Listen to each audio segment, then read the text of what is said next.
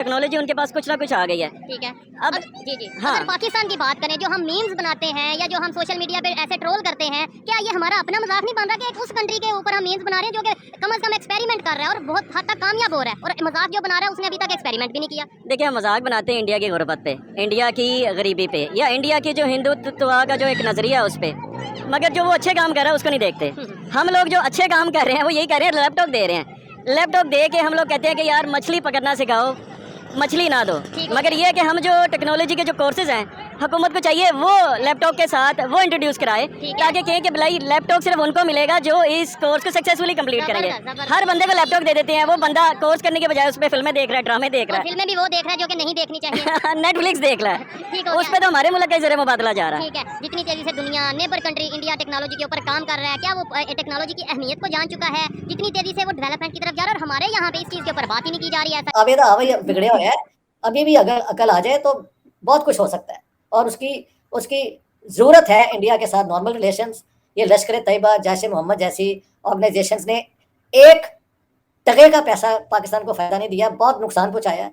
एक inch India से ये ले नहीं सके, यहाँ पे आके टेररिज्म की है, तो उससे क्या हुआ है, दुनिया के अंदर हमारी बदनामी हो गई कि ये रोग स्टेट है, ये टेररिस्ट स्टेट है। ये कोई अच्छी रेपुटेशन नहीं है। दुनिया में जो मुल्क आगे बढ़ते हैं वो अपने किरदार से आगे बढ़ते हैं, ना कि आप लोगों पे हमले करवाएं और एक्सट्रीमिज्म फैलाएं। बिल्कुल डॉक्टर साहब, अब ये तो पता नहीं टैग हमारे सरों से कब उतरेगा, बल्कि ये तो माथे पे ही चिपक गया है कि पाकिस्तान एक टेररिस्ट ऑर्गेनाइजेशन को प्रमोट करने वाला दुनिया में पहला मुल्क है। लेकिन IITs बना रहे हैं। जी जी, हमारे प्राइम मिनिस्टर शहबाज शरीफ ने 2 दफा कहा है कि terrorism in any form is not acceptable. Now I think that is a very strong categorical statement. I hope he backs it up. अब लोग कहते हैं यार प्राइम मिनिस्टर बेचारे ने तो कह दिया, लेकिन क्या उसके पास पावर भी है इसको बैक करने की? दैट आई डोंट नो, लेकिन I think that's the right statement to make.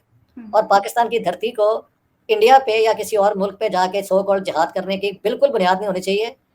जिहाद सिर्फ वो है कि अगर आप पे कोई हमला कर रहा है तो आपको पूरा राइट है डिफेंड करने का, और जिहाद अगर पॉजिटिव करना है तो जो गुर्बत है लोगों की उसको कम करो, लोगों की ज़िंदगी में आफाकी लाओ, उनको कुछ रिलीफ दो। बाकी ये सारे जिहाद जो है, हमारी लीडरशिप करप्ट रही है, बेहुदा रही है और नालायक रही है, और लूट मार जो है वो हर एक ने अपना हक समझा जब when he was in power. ये आप हिंदुस्तान में किसी प्राइम मिनिस्टर के ऊपर ये इल्ज़ाम नहीं लगा सकते, तो इससे बड़ा फर्क पड़ता है, उसके रिजल्ट सामने है। और औरतों के मुताबिक वो खास तौर पे ना पाकिस्तान में उसे कहते हैं मिसोजिनिस्ट या एंटी फीमेल जो है वो सोच, ऑनर किलिंग और ये और वो, उसकी तो हद ही हो गई है। तो ये जनूनी मुल्क बनाने में हमारी सारी लीडरशिप का उतना ही हिस्सा है। I don't make exceptions. Doctor साहब, आपने एजुकेशन की बात की, इंडिया में अच्छी एजुकेशन है, हाई एजुकेशन है, क्वालिटी एजुकेशन है, दैट्स व्हाई वहां के बच्चे साइंटिस्ट बन रहे हैं, अपने इसरो को सर्व कर रहे हैं, सस्ते में बना रहे हैं। पाकिस्तान की एजुकेशन सिस्टम में लश्कर तैयबा, जैश ए मोहम्मद, हाफिज सईद, उसामा बिन लादेन जैसे हमारे हीरो बन गए। तो दोनों मुल्कों के अंदर तालीम के मेयार पे अगर आप कुछ कह सके तो मैं I shall be very thankful to you. कितना फर्क है, वो साइंटिस्ट पैदा कर रहे हैं और हम जो है दहशतगर्द पैदा कर रहे हैं। बस रिजल्ट आपने बता ही दिया, तो इसमें मैं क्या बोलूं। यानी एक एजुकेशनल सिस्टम जो है वो तो लोगों को तैयार करता है कि उस जमाने की इकोनॉमी, उस जमाने का सोशल ऑर्डर, उस जमाने की सियासत को किस तरह बैलेंस में रहना चाहिए, इसके लिए एजुकेशन उसके मुताबिक होनी चाहिए।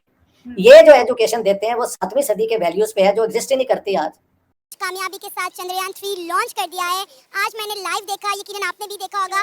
क्या कहेंगी, क्या तासुरात हैं, क्या जज्बात हैं? इंडिया ने एक और मतलब तीसरा बड़ा मून मिशन करने जा रहा है। एग्जैक्टली, और तीसरा इंडिया का जो मिशन था Chandrayaan 3, it was so unpredictably great मेरे ख्याल में। और अगर हम लोग बात करें वहाँ के जो डायरेक्टर्स थे उनसे बोला नहीं जा रहा था, मैंने उनकी वो लाइव जब देख रही थी तो वो लॉन्च हो रहा था, दे वर लाइक सो हैप्पी, आंखों में उनके आंसू थे और वो स्माइल कर रहे थे। And it was 4 years of hard work and struggle, और फाइनली चंद्रयान 2 के फेलियर हम उसको भी नहीं कहेंगे आई थिंक, क्योंकि वो चांद तक तो पहुंच गया था, सिर्फ लैंडिंग का जो था ना वो इशू था।